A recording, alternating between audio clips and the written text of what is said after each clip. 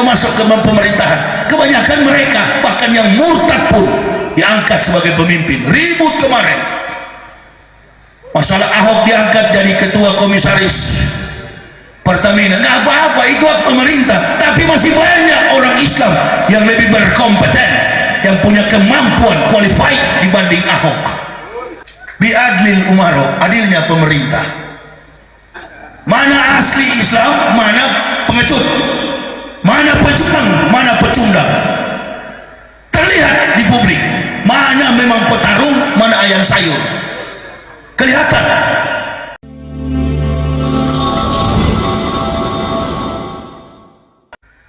Nggak akan bagus negara ini kalau Islam terus-terus diganggu. Yang tadinya berkahnya 50 jadi 15, 35-nya hilang. Nggak berkah bangsa ini. Kenapa? Karena setiap kali ketidakmampuan menata negara terkuak di publik, yang dipakai isu adalah Islam. Islam yang dipakai. Nah, disinilah dibutuhkan ilmu para ulama, bi'ilmi ulama'i. Saya bukan golongan ulama. Ibu bapak tahu saya ini cuma orang dari kafir yang diberi petunjuk masuk Islam. Mencoba saja diri untuk menjadi seperti ulama, berpeci, bersorban, bergamis. Padahal bukan ulama. Kenapa? Karena ulama sudah tidak konsen mengurus umat. Tadi cuma berapa orang yang disebut oleh Tengku tadi? Cuma berapa orang? Padahal banyaknya umat, banyaknya pendakwah ini. Karena kebanyakan mendatangi pejabat, mendatangi pintu para pejabat. Saya sudah katakan, begitu seorang ulama sudah mulai mengikut kepada penguasa, Masya Allah, tunggu sajalah, dunia ini nggak akan baik, apalagi Islam. Nah, orang kafir pintar sekali, orang kafir pintar sekali. Dari zaman dulu dia ingin menghancurkan Islam, nggak pernah mampu. Dari zaman sebelum datang Rasulullah SAW, orang-orang kafir tak pernah mampu melawan Islam, baik dalam peperangan fisik maupun dalam perdebatan argumen sains. Cara salah satunya yang dipakai, pakailah orang Islam untuk menghancurkan konsep yang didakwahkan Tengku tadi itu kan jelas semua, itu bukan kepada kafir. Begini sebagai saudara, saya tambahkan. Usai pengajian kita di luar sana ketemu Matius, Markus, Stefanus, Tetanus. Lalu si Tetanus bilang, Abdullah, agama saya lebih betul dari Anda. Bapak ibu jangan marah, bapak ibu jangan marah, itu haknya dia. Berarti dia seorang kafirun tapi jujur kepada agamanya. Jangan dulu bicara iman, kejujuran aja dulu. Berarti dia jujur, sekalipun agamanya kafir, tapi dia mengatakan agamanya lebih benar, jujur. Yang bajingan ini adalah, yang kafir di atas kafir ini adalah orang yang beragama Islam lalu mengatakan Islam sama dengan agama lain. Itu setiap pemeluk agama itu punya 3 yang tersimpan di dalam jiwanya: ekstremis, fanatis, radikalis. Nggak usah beragama kalau antum tidak fanatis, nggak usah beragama kalau antum tidak radikal. Tapi fanatis, radikal, egois, ekstrim tidak menuju kepada perbuatan pidana. Itu maksud saya. Radikal wajib untuk radikal. Ya ayyuhalladzina amanu udkhulu fisilmi kafa, masuklah ke dalam Islam sungguh-sungguh. Saya ini berdakwah dari kafir masuk Islam, nggak ada yang suruh. Tapi saya membaca konsep Al-Quran, konsepsi Al-Quran, ajaran mendasar dalam Al-Quran. Warnanya cuma 2, hitam dan putih. Itu konsep dakwah. Nggak ada warna lain. Warnanya hitam putih. Hak katakan hak, batil katakan batil. Nggak ada urusan dengan prinsip negara, nggak ada, itu lain, aturannya lain. Di mana? Yang kedua, biadlil umaro, adilnya pemerintah. Ini karena ketidakadilan, harus adil kepada mayoritas. Karena mayoritas ini banyak memberikan peran dalam struktur bahkan kemajuan negara. Orang Islam dari dulu kok begitu, sumbangsi finansial. Betul itu, saya yang takbir tadi dari belakang besar-besar. 1 juta orang bangun rumah sakit, bantuannya 100.000. Allahu Akbar, 100 miliar bisa kita bantu. Tapi kan mensupport, mendukung itu kadang-kadang kita tawar-menawar, kita iri. Bahkan kita sekali-kali tidak peduli dengan kemajuan tegaknya agama ini. Saya keliling Indonesia berdakwah kemana-mana, itu sudah tahu persis bagaimana kondisi umat di lapangan. Memang semua jadi munafik. Keberkahan bangsa ini, kemajuan bangsa ini, Masya Allah, tergantung kepada keadilan pemimpin kita. Kalau tidak suka mengganggu Islam, pemimpin ini, negara kita akan jadi baik. Tapi kalau Islam yang sering diganggu, tunggu saja. Banyak sekali para pakar ekonomi, para ekonom sudah ngomong di televisi, di semua lini televisi. Karena Islam yang diganggu. Nabi Yusuf alaihissalam, Mesir lagi kelaparan, datang Nabi Yusuf alaihissalam, orang beriman, Mesir maju. Apalagi ada 230 juta penduduk Indonesia yang beragama Islam. Susahnya ini kan pemimpin kita yang tidak Islami. Ya, sudah dikatakan tadi. Bahkan saya bikin maulud kemarin, ada satu orang pejabat tinggi, begitu dia sambutan, saya kaget, saya pikir mu'alaf. Kita sampaikan solawat dan salam kepada Nabi Muhammad subhanahu wa ta'ala. Allahu Akbar. Duduk dia, saya tanya, Pak, Bapak mu'alaf ya? Sama kita, Pak. Oh enggak Ustaz, saya bukan mu'alaf. Ini apa, gelarnya antara Nabi dan Allah itu hampir sama. Sudah ketahuan ini, memang abangan ini. Muslim yang tidak mau belajar, cukup beragama Islam, modal begitu hidup di dunia, memang nggak usah berislam. Apa tendensi kita, apa interest kita dalam Islam ini sebagai pendakwah? Cuma satu, tujuannya negara baik, Islam tegak ke depan. Karena pejabat-pejabat kita ini kan Muslim, kebanyakan Muslim, tapi mereka tidak sadar bahwa kepentingan pihak orang-orang kafir sudah merusak tatanan kita untuk bersilaturahmi antar sama Muslim. Ukhuwah Islamiyah kita pecah, curiga, berkumpul begini saling curiga. Datang beribadah ke masjid, bukan beribadah, bawa pulpen, bawa kertas, cari tahu siapa penceramahnya. Ini kebetulan saya dan Tengku dua-dua memang radikal. Catat aja di situ. Nggak apa-apa, memang beginilah model kita. Tapi kita peduli. Bayangkan, yang hadir ribuan begini, bukan cuma alim, bukan cuma kiai, mulai dari alim sampai bahlul datang malam ini. Datang. Di mana-mana saya usai ceramah, Assalamualaikum Ustaz, Waalaikumsalam. Saat saya dulu begal motor, saya dulu maling, saya perampok. Ustaz ceramah, saya sholat. Bahkan di Bandung, makelar tanah, penyembah berhala, tidak sholat, beragama Islam. Begitu saya habis ceramah, dia sholat Isra wal Mi'raj. Polisi jadi ringan tugasnya. Polisi nggak mampu atasi masyarakat, kejahatan masyarakat ini. Kan tanpa ilmu para ulama, la'alaka jahilun, celakalah orang-orang bodoh. Ini kita mesti menyesuaikan dengan kehidupan. Kalau itu sudah dijadikan sebagai kekuatan seorang pemimpin di negara ini, insya Allah Indonesia ini akan baik ke depan. Saya tahu persis kok. Konven pendeta tahun 94 di Leiden di Belanda, tahun 2020 kuasai lini kehidupan pemerintahan Indonesia. Sekarang ibu bapak boleh lihat kalau masuk ke pemerintahan, kebanyakan mereka bahkan yang murtad pun diangkat sebagai pemimpin. Ribut kemarin masalah Ahok diangkat jadi ketua komisaris Pertamina, nggak apa-apa, itu hak pemerintah. Tapi masih banyak orang Islam yang lebih berkompeten, yang punya kemampuan qualified dibanding Ahok. Biadlil umaro, adilnya pemerintah. Mana asli Islam, mana pengecut, mana pecundang, mana pecundang. Terlihat di publik mana memang petarung, mana ayam sayur. Kelihatan. Amanah dalam menegakkan keadilan.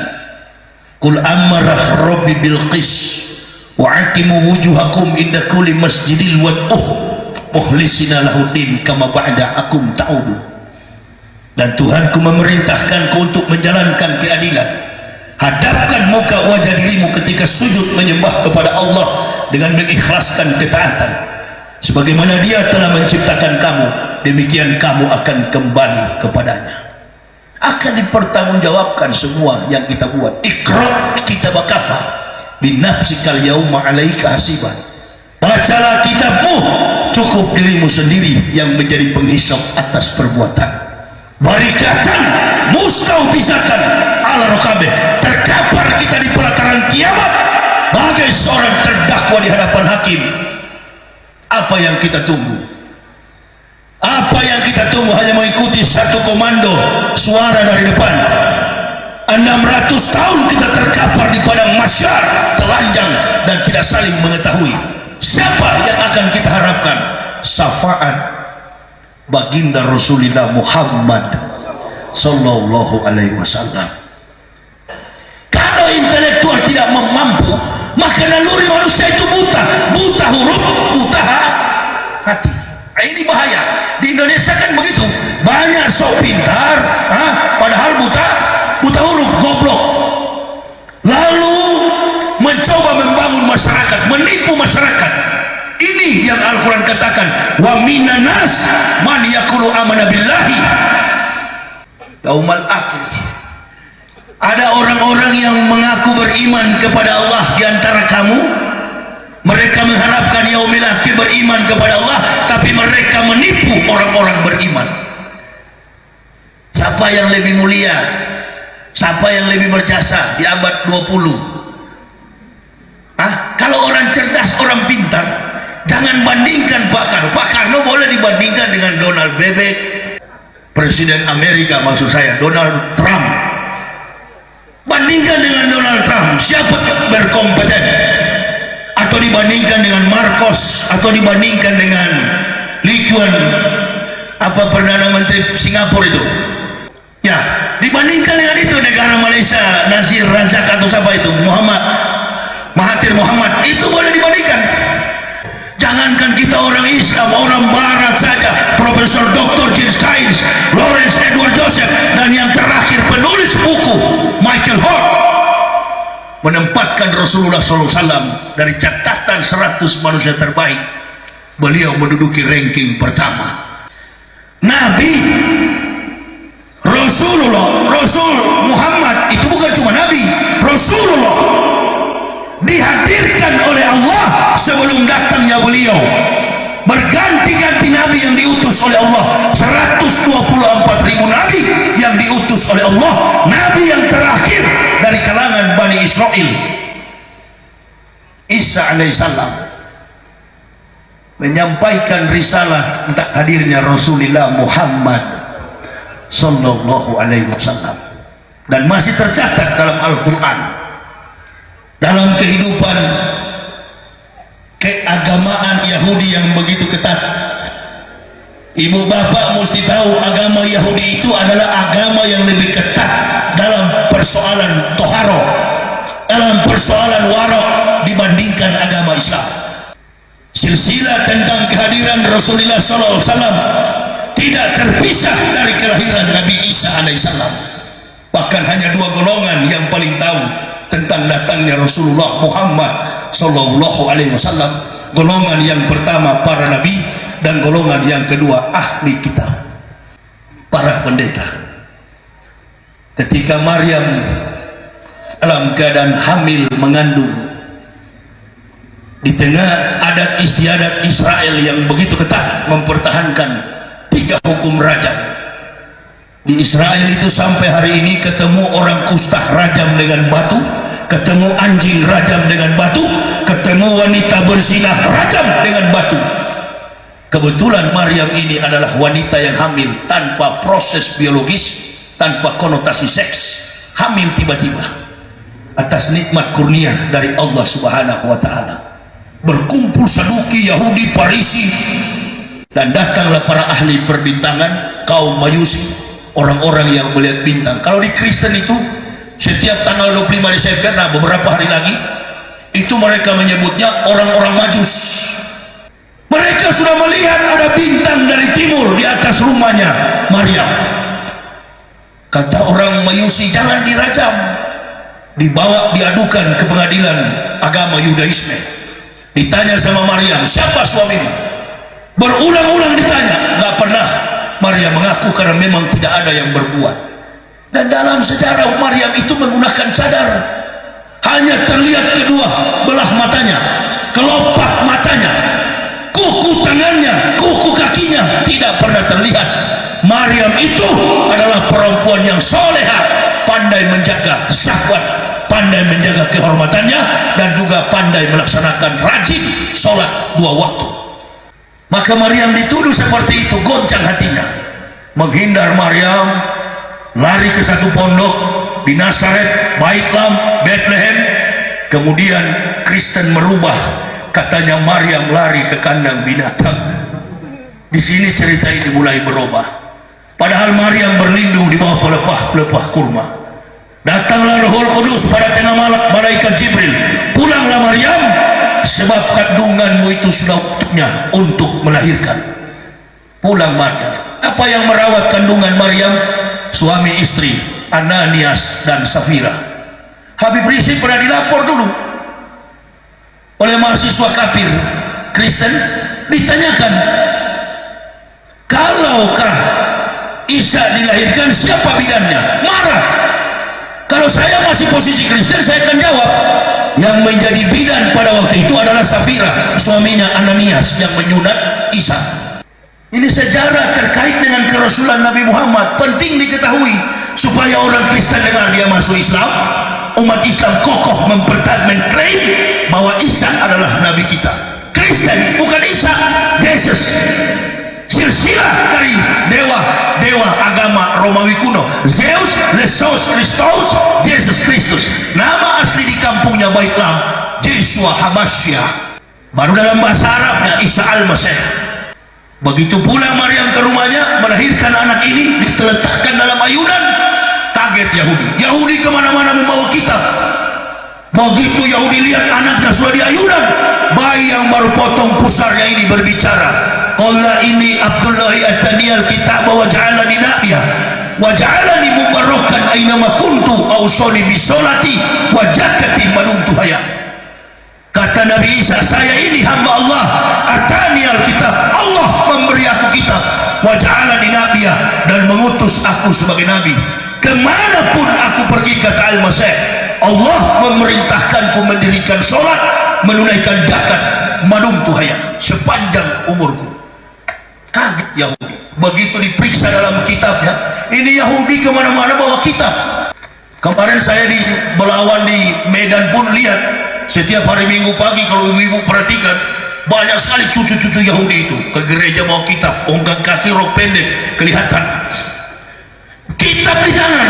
Begitu dia baca, Masya Allah, ternyata ini firman Allah, tertulis dalam pembenaran kitab Taurat dan kitab para nabi, Tenak, Torah, Nebi'im, Ketubim.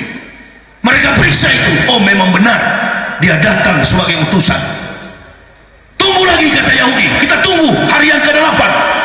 Ada satu adat kebiasaan Yahudi, anak yang dilahirkan umur 8 hari wajib diangkat kaki kirinya, disunat, dikhitan. Mereka tunggu sampai 8 hari. Hari yang ke-8 mereka kembali ke rumah Maryam. Di rumah Maryam itu terjadi pesta meriah. Ternyata ada tasyakuran untuk penyunatan Isa alaihissalam. Agen Yahudi lihat ramai begini, ada acara apa Maryam? Isa akan disunat. Begitu dia disunat, diletakkan di tikar sembahyang sajadah, anak ini berbicara. Sampai hari ini pun tercatat. Kalau yang pertama tadi, Isa mengaku dia diperintahkan Allah ausani bisolati wa zakati madumtu hayah, solat dan membayar zakat. Pertanyaannya kepada ibu bapak, Isa beragama Kristen atau Islam? Nah, kenapa selama ini antum mengidentikan Isa dengan Kristen? Yang di sana itu bukan Isa, Yesus. Yesus Kristus yang dituhankan oleh Kristen dan Nabi Isa bedanya jauh. Kita harus klaim Isa itu adalah Nabi. Yesus Kristus itu Tuhan Kristen. Gak ada hubungan sejarah dengan Nabi Isa. Lakum dinukum.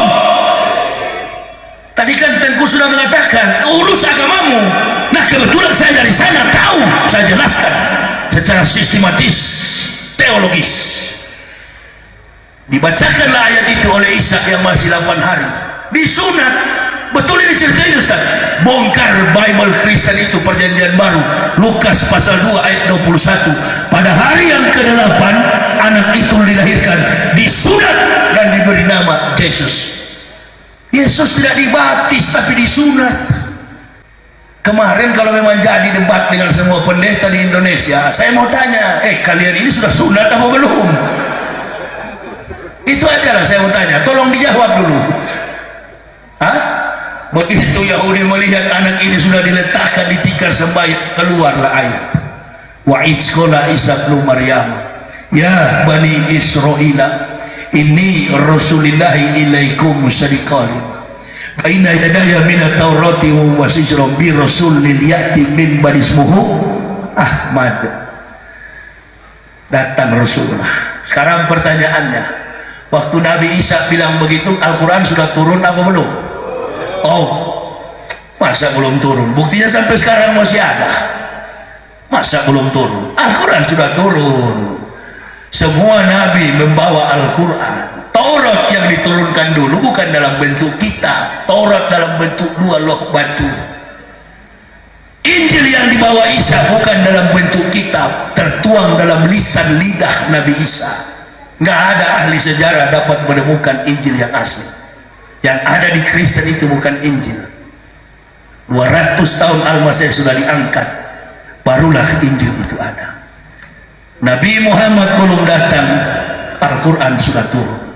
Buktinya sampai sekarang ini ayat itu masih tertulis. Wahyu sudah diturunkan, Al-Quran sudah ada sebelum datang Rasulullah. Sudah disampaikan 576 tahun. Makanya orang Kristen kacau kalau tanggal 25 Desember. Bingung mencari pembenaran karena tanggal 25 Desember itu bukan kelahiran Isa Al-Masih, bukan. Itu adalah pedoman hidup keagamaan Romawi kuno, hari kelahiran anak dewa matahari. Isa dilahirkan 6 sebelum Masehi, rentang waktunya 576 tahun sebelum datang Nabi Muhammad. Isa sudah menyampaikannya. Saya dulu begitu. Satu saja ayat yang saya tahu tentang Isa menyampaikan akan datang Nabi Muhammad, saya akan masuk Islam. Itulah ayatnya. Ajak suami, ajak istri saya, ajak anak-anak saya, kami mengucapkan 2 kalimat syahadat. Begitu masuk Islam, pengakuan di hadapan Allah, akan kutegakkan Islam ini sampai masuk ke dalam liang kubur. Saya kemana-mana berkeliling berdakwah, mengaku sebagai orang Islam. Masuk masjid orang kunut, saya ikutan kunut. Kunut adalah doa menurut NU. Nggak kunut juga menurut Muhammadiyah, lebih cepat, lebih bagus. Nggak ada masalah, nggak ada masalah. Selamat kita. Jadi kalau ada orang bilang jangan berlebihan, maulud itu bid'ah, ini persoalannya lain lagi. Harus berlebihan mencintai Rasulullah, harus berlebihan. Harus berlebihan. Mencintai makhluk jangan berlebihan. Mencintai istri jangan berlebihan. Mencintai anak jangan berlebihan. Mencintai Allah dan Rasul harus berlebihan. Harus berlebihan. Tapi tidak menuju kepada perbuatan pidana. Melakukan tindakan teroris itu nggak boleh. Saya nggak mau begitu. Saya bilang ke jemaah di mana-mana pun berada, keras kita boleh keras, sampaikan hak-hak, batil-batil. Katakan semua orang kafir ini neraka, yang masuk surga adalah umat Islam, apapun Islamnya. Yang tidak sholat sekalipun insya Allah masuk surga. Itu dia, langsung ada yang aminkan. Ini baru Ustadz dia bilang ini enak yang begini, itu masuk surga tapi benjol-benjol dulu kan begitu. Iya, itu perintah utama. Afdalul a'malu as-salatu khams. Amal paling utama sholat 5 waktu. Saya mampir kemana-mana, di masjid manapun saya berada, saya sholat, nggak peduli saya, nggak peduli orang mau kunut tidak kunut, apalagi kalau kuliah subuh. Begitu dikasih kesempatan jadi imam, nggak mau saya, nggak mau. Kenapa? Karena saya nggak tahu di masjid kunut apa tidak kunut. Saya jangan bikin kacau di dalam. Biar aja imam di situ yang akan jadi imam. Saya nggak mau. Yang saya suka itu jadi imam kalau zuhur atau asar. Itu kan cuma qomat kami itu. Ini. Tapi Rasulullah datang itu tidak sendiri. Kama arsalna fikum rasulan minkum yatlu alaikum ayatina wa yujakikum wa yu'alimukumul kitab wal hikmat wa yu'alimukum ma lam takunu ta'lamun. Kami sudah mengutus seorang rasul dari antara kamu di tengah-tengah kamu untuk menggenapkan, untuk membacakan ayat-ayat kami, mengajarkan kepada kamu kitab dan hikmah, Quran dan sunnah, bahkan mengajarkan kepada kalian hal yang belum kamu tahu, rahasia yang belum kamu tahu. Jadi semua perbandingan antara Nabi dan Al-Quran yang dibandingkan oleh orang-orang bodoh, pahamilah, orang bodoh ini tak akan mampu mengungkap bahwa semua yang baik, termasuk dibandingkan Al-Quran dengan Pancasila. Innalillahi, representase daripada Pancasila itu Al-Quran. Semua penyebaran akhlak mulia yang terbaik, kebenaran, kebaikan di dunia ini adalah representasi dari Al-Quran. Orang kafir berbuat baik itu adalah pandangan Al-Quran. Nilai positif yang dilakukan oleh orang-orang kafir adalah bagian daripada ajaran Islam. Ada pada ajaran Islam nilai kebenaran yang ada pada Islam, tidak ada pada ajaran orang-orang kafir. Apa itu? La ilaha illallah Muhammad Rasulullah. Dengan menyebut Muhammad Rasulullah berarti kita sudah beriman kepada semua nabi. Karena dari 124.000 nabi yang diutus oleh Allah, hanya satu yang berhasil, sukses membawa manusia pada jalan keselamatan. Semua nabi yang diutus Allah, 123.000 nabi, panggil ahli sejarah, nggak ada yang berhasil. Nabi yang terakhir gagal adalah Isa Al-Masih. Pengikutnya fakir miskin, duafa, yatim piatu, orang-orang dalam kemalangan, sakit penyakit. Yang tersisa asistennya 12, 8 digantung, dieksekusi mati di Yerusalem, 4 lari ke dalam gua, ditidurkan Allah 309 tahun. Terbitlah kitab Ashabul Kahfi, Al-Maidah 82 sampai 85. Mereka mengucapkan 2 kalimat syahadat. Ahli kitab, para pendeta, mereka masuk Islam. Maka dijanjikan oleh Allah, pendeta yang masuk Islam tempatnya ada di surga. Yang tidak masuk Islam itu di neraka semua. Nanti marah lagi sama saya ini. Fusoro itu, kasihan dia itu. Kalau mau ajak debat, Allahu Akbar, itu bukan kelas saya. Kalau bicara tentang UKI Papua itu, tanyakan kepada satu makhluk pemilik itu. Saya serahkan. Ini kau ambil, namanya Laurentius Renel dan Dirjen Protbimas Protestan, Doktorandus, pendeta Doktorandus Poltak Siahaan. Itu teman saya bermain ke Eropa dulu, bermain sampai ke Israel. Ini satu, ini kafir satu. Ini bukan kelas waktu saya pendeta di Papua itu, bukan kelas itu, ecek-ecek semua itu. Tapi mereka mencoba untuk menghancurkan saya, reputasi saya percuma. Orang akan tahu mana kaliber, mana omong kosong. Bilang sajalah kalau sakit hati, pernah bujuk saya kembali ke Kristen, saya nggak mau. Karena sinilah tempat mati dan hidup kami sekeluarga. Tuh istri saya ada di mobil, sama-sama dari kafir itu. Bukan mau kawin saya masuk Islam. Anak-anak saya semua lahir di Papua. Saya yang paling tahu sifat orang Papua, psikologis orang Papua. Saya yang paling paham. 16 tahun saya di sana.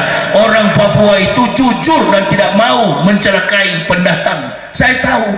Kok tiba-tiba jadi beringas, tiba-tiba membunuh pendatang. Dari mana konsep ini? Sudahlah, politik. Apalagi sekarang ini, Masya Allah, menteri-menterinya begitu mau jalan pemerintahannya sudah ribut. Masya Allah, saya bukan menteri agama Islam, politis.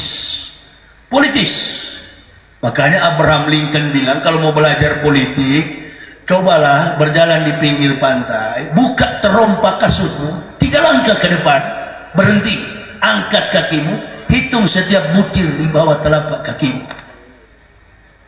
Ada yang mampu kira-kira menghitung pasir di telapak kaki? Enggak. Hari ini berteman, besok jadi musuh. Siapa yang raja politik sekarang ini? Mari kita lihat. Apa pernah dibahas oleh para politikus yang pegang kekuasaan politik Indonesia ini, yang paling jago berpolitik di Indonesia ini? Bapak Surya Paloh. Itu analisa saya. Kemana kaki Surya Paloh, di situ nanti presiden ke depan. Beliau yang paling kaliber. Yusuf Kala sudah tua. Saya paham, bukan saya tidak paham politik ini, paham saya. Makanya saya bilang kepada jemaah, rekam jejak politik di masyarakat, tempelkan pada kemampuan logika umat, supaya umat ini kritis. Oh iya ya, memang begini yang terjadi. Iya, memang begitu yang terjadi. Tapi satu, analisakan. Pernah nonton film Popeye kan? Bu, pernah nonton film Popeye nggak? Lihatlah film Popeye itu. Begitu sudah suasana negara kita. Dari awal sampai pertengahan cerita, Popeye nggak pernah menang. Begitu dia makan bayam, dia jadi kuat. La haula wala quwata illa billahil aliyil azim. Di dalam kehidupan kita pribadi umat Islam nggak punya kekuatan. Dia yang pegang kekuatan, dia yang penguasa. Tapi ada satu kekuatan yang maha dahsyat. Kalau Allah lihat orang Islam sudah tidak mampu, tunggu saja. Ini 212, reuni 212 datang, itu kekuatan kita. Tunjukkan kita masih eksis, Islam masih kita cintai. Apapun yang terjadi, kami tetap hidup bersama iman Islam. Datang, insya Allah. Saya pun kalau tidak ada kegiatan dakwah, saya akan datang. Tanggal 5 saya berangkat lagi ke Jambi, tanggal 8 ke Pariaman, keliling Indonesia. 13 tahun berdakwah, makan tidak teratur, tidur tidak teratur, kopi sampai puluhan gelas, nggak ada penyakit saya. Sampai sekarang alhamdulillah saya sehat walafiat. Ibu bapak tidur teratur, makan teratur, masya Allah. Dengar sudah di Singapura, kentut pun ke Singapura, berak ke Singapura, pulang tinggal nama alias mati. Ini, jadi saya kira perjuangan kita untuk ke depan memuliakan Rasulullah, jangan pernah surut. Tunjukkan kepada orang kafir, termasuk kemarin, baru kali ini Indonesia dalam sejarah ada orang kafir mengutak-atik pendakwa ulama Islam, UAS di KPK. Di zaman Abraham Somad banyak ustaz keluar masuk di KPK ceramah, masya Allah. Begitu UAS ceramah langsung jadi persoalan. Ini eksklus, takutnya ada eksklusivisme, pemahaman membenarkan agama sendiri. Memang harus begitu. Saya sudah katakan tadi bahwa kalau tidak fanatis gak usah beragama. Munafik jangan, fanatis iya. Amin ya Rabbal. Masya Allah, harus tegak dalam pengakuan, dalam akidah. Gak berapa lama kita hidup di dunia ini. Kemarin Ciputra mati, Ciputra ada spanduknya, heboh, mati. Cuma sekali perusahaannya, rumah-rumahnya dia bangun. Iman dan amal soleh, itu yang akan kita bawa ke sana. Pulang cuma dipeti mayat, pakai sepatu, jas. Kafir kalau mati begitu. Alhamdulillah saya masuk Islam. Kalau enggak ke sana pakai dasi kupu-kupu. Malaikat putar begini di leher. Mati kau. Hah? Neraka semua. Wah, Garuda, biasanya kiai yang diundang berdoa. Garuda itu ada saudara saya, kakak saya, Robert Waloni. Di situ saya ceramah situ di Garuda, Masjid Angkasa Pura. Imamnya kenal kakak saya Robert. Saya bilang, Robert itu kalau mati neraka tempatnya. Hah? Kirim salam dia sama saya. Salam-salam apa? Kau kafir kok salam. Ayah kandung saya datang ke rumah saya, anak saya Zulkarnain, ini yang ikut di mobil, Jul. Anak saya umur 3 tahun, masuk ayah saya, opa kafir. Bukan benci sama ayah saya. Dia, kau ajar Islam radikal anak-anakmu, bukan Islam radikal, memang kau kafir. Apa urusannya bilang begitu? Jangan bilang kafir katanya. Saya bilang kafir kemarin di Medan 17 orang saya Islamkan. Baru-baru ini juga 4 orang bulan ini November di Masjid Amalia dan Masjid Al Hidayah Menteng. Saya Islamkan, sadarkan. Sudah ribuan di Indonesia. Ceramah saya keras begini. Ente yang nggak pernah bilang kafir, berapa ekor kau Islamkan? Kau menutup jalan bagi orang kafir untuk masuk Islam. Ini kebenaran, radikal nggak boleh, ekstremis nggak boleh. Siapa bilang? Nggak usah beragama. Radikal kita tapi tidak melakukan tindak pidana. Kalau saya suruh ibu bapak hancurkan orang punya rumah ibadah, hancurkan gereja, hancurkan vihara, itu kurang ajar. Jangankan penjara, tembak mati sekaligus. Itu. Tapi kalau saya ajak supaya radikal dalam pemahaman tauhid, wajib. Tembok masjid ini nggak kuat, pondasinya yang kuat. Masya Allah, itulah pondasi kita. La ilaha illallah Muhammad Rasulullah.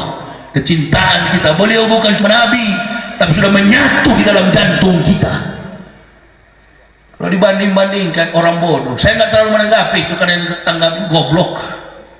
Hah? Memang itulah, kalau sukma sudah busuk, ya hati busuk, semua jadi busuk. Amin ya robbal. Kalau yang pintar yang tanggapi, baru kita lawan. Begitu. Orang goblok itu ngapain? Pancingan.